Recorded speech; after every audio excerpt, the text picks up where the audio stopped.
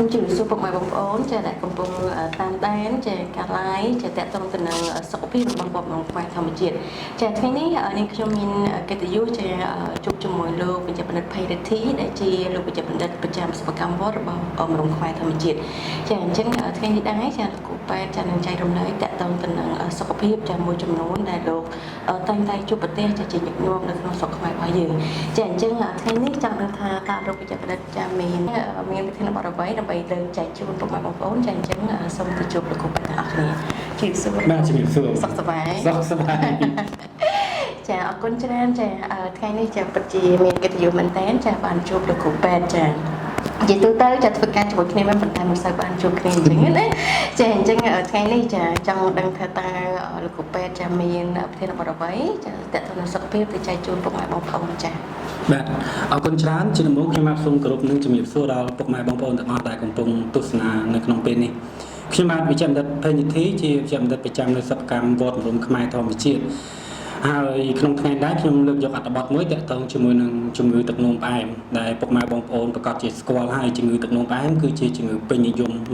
មិនមែនត្រឹមតែប្រជាជនកម្ពុជារបស់យើងសឹងតែពិភពលោកវាគឺជាបញ្ហាសកលតែម្ដងបាទជំងឺទឹកនោមផ្អែម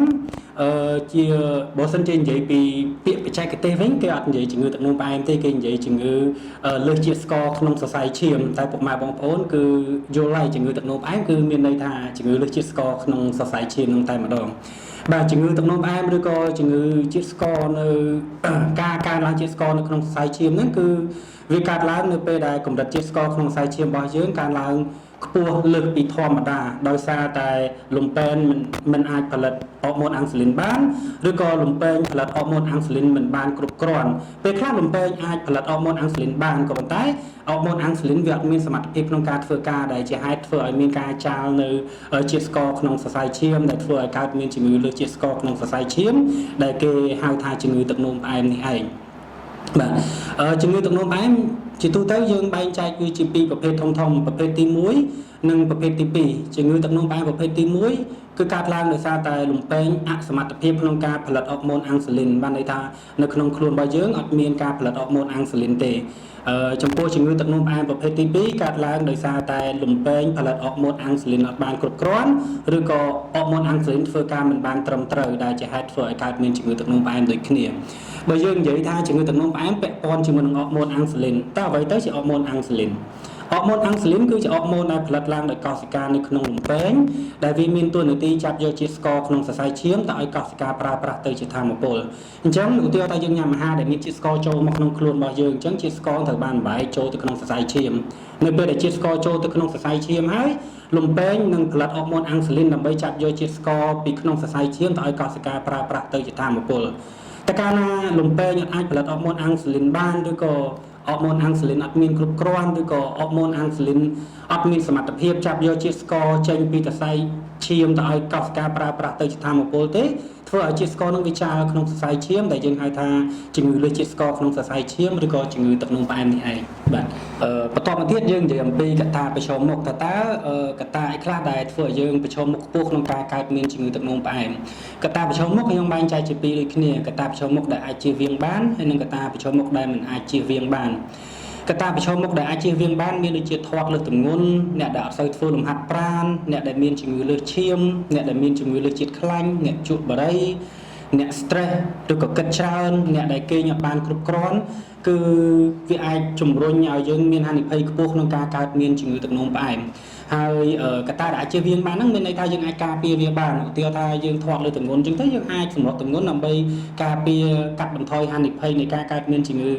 ទឹកនោមផ្អែមឬក៏ជំងឺលើសជាតិស្ករក្នុងសរសៃឈាមអ្នកដែលគេងឲ្យបានគ្រប់គ្រាន់យើងចាប់ដើមគេងឲ្យបានគ្រប់គ្រាន់ទៅវានឹងកាត់បន្ថយហានិភ័យនោះដូចគ្នាហើយចំពោះកត្តាដែលមិនអាចជៀសវាងបានវាពាក់ព័ន្ធជាមួយនឹងប្រវត្តិគ្រួសារនៅពេលដែលឪពុកម្ដាយឬក៏គ្រួសារមានជំងឺទឹកនោមផ្អែមអញ្ចឹងកូនដែលកើតមកហ្នឹងមានអត្រាកើតមានជំងឺទឹកនោមផ្អែមខ្ពស់ជាងអ្នកដែលប្រវត្តិគ្រួសាររបស់គាត់មិនមានជំងឺទឹកនោមផ្អែមតកតងជាមួយនឹងអាយុកាន់តែច្រើនគឺយើងប្រឈមមុខកាន់តែខ្ពស់នឹងការកើតមានជំងឺទឹកនោមផ្អែមដូចគ្នាបាទនេះគឺជាកត្តាដែលជំរុញឲ្យយើងមានហានិភ័យខ្ពស់ក្នុងការកើតមានជំងឺទឹកនោមផ្អែម បើយើងនិយាយអំពីរោគសញ្ញានៃជំងឺទឹកនោមផ្អែមជាធម្មតានៅពេលដែលយើងមានការកើនឡើងជាតិស្ករក្នុងសរសៃឈាមដំបូងគឺវាអាចនឹងមិនមានរោគសញ្ញាអីទេក៏ប៉ុន្តែបើសិនជាយូរទៅវានឹងអាចស្ដែងចេញរោគសញ្ញានៅលើរាងកាយយើងមួយចំនួនដូចជានោមញឹកស្រែកទឹកខ្លាំងអស់កម្លាំងញ៉ាំច្រើនតែនៅតែអស់កម្លាំងស្រកទម្ងន់ពេលខ្លះវាឈានទៅដល់ការក្អួតចង្អោរទៀតហើយដើម្បីដឹងកាន់តែច្បាស់ថាយើងមានជំងឺទឹកនោមផ្អែមឬក៏អត់គឺយើងត្រូវធ្វើរោគវិនិច្ឆ័យដោយការពិនិត្យឈាមយើងយកឈាមទៅពិនិត្យកម្រិតជាតិស្ករក្នុងសរសៃឈាមរបស់យើងការធ្វើរោគវិនិច្ឆ័យដោយការយកឈាមទៅពិនិត្យមើលហ្នឹងយើងអាចពិនិត្យឈាមមុនពេលញ៉ាំអាហារបានន័យថាយើងតមអាហាររយៈពេល6ទៅ8ម៉ោងគឺបានន័យថាយើងគេងទៅព្រលឹមឡើងយើងក៏ទៅគេងយើងជួសជាតិស្ករមើលទៅអាហ្នឹងគឺវាសុក្រិតនៅពេលដែលយើងជួសជាតិស្ករមួយជាធម្មតាជាតិស្ករនៅក្នុងឈាមរបស់យើងចន្លោះពី75ទៅ110មីលីក្រាមក្នុង1ដេស៊ីលីត្របើសិនជាជាតិស្ករនៅចន្លោះពី110ទៅ126មីលីក្រាមក្នុង1ដេស៊ីលីត្របានន័យថាគាត់ប្រឈមនឹងការកើតមានជំងឺទឹកនោមផ្អែមហើយតែកាលណាជាតិស្ករលើសពី126មីលីក្រាមក្នុង1ដេស៊ីលីត្រនៅពេលដែលគាត់អត់ទាន់ញ៉ាំអាហារអីសោះគាត់ជួបឃើញប៉ុណ្ណឹងគឺគាត់កើតមានជំងឺលើសជាតិស្ករក្នុងសរសៃឈាមហើយដើម្បីដឹងកាន់តែច្បាស់ទៀតគឺយើងត្រូវជួសជាតិស្កររយៈពេល2ដងផ្សេងគ្នាទៅថ្ងៃហ្នឹងយើងឃើញថាជាតិស្កររបស់យើងលើសពី126មីលីក្រាមក្នុង1ដេស៊ីលីត្រហើយយើងរងចាំពី3ថ្ងៃក្រោយឬក៏មួយសប្តាហ៍ក្រោយយើងធ្វើតេស្តជាតិស្ករនៅម្ដងទៀតដើម្បីបញ្ជាក់ឲ្យច្បាស់ថាជាតិស្កររបស់យើងពិតជាលើសមែនបាទមួយទៀតតកតងជាមួយនឹងការធ្វើតេស្តជាតិស្ករដែរតែក្រោយពេលញ៉ាំអាហារនៅពេលដែលយើងញ៉ាំអាហារហើយលើសពី2ម៉ោងទៅយើងអាចធ្វើតេស្តជាតិស្ករបានដូចគ្នាតែកាលណាជាតិស្ករយើងលើសពី200មីលីក្រាមក្នុង1ដេស៊ីលីត្រក្រោយពេលញ៉ាំអាហារ2ម៉ោងហើយហ្នឹងបានន័យថាជាតិស្កររបស់យើងមានការកើនឡើងហើយតកតងជាមួយនឹងការធ្វើតេស្តមួយទៀតដែរគឺការធ្វើតេស្តA1C ហ្នឹងគឺវាពិតជា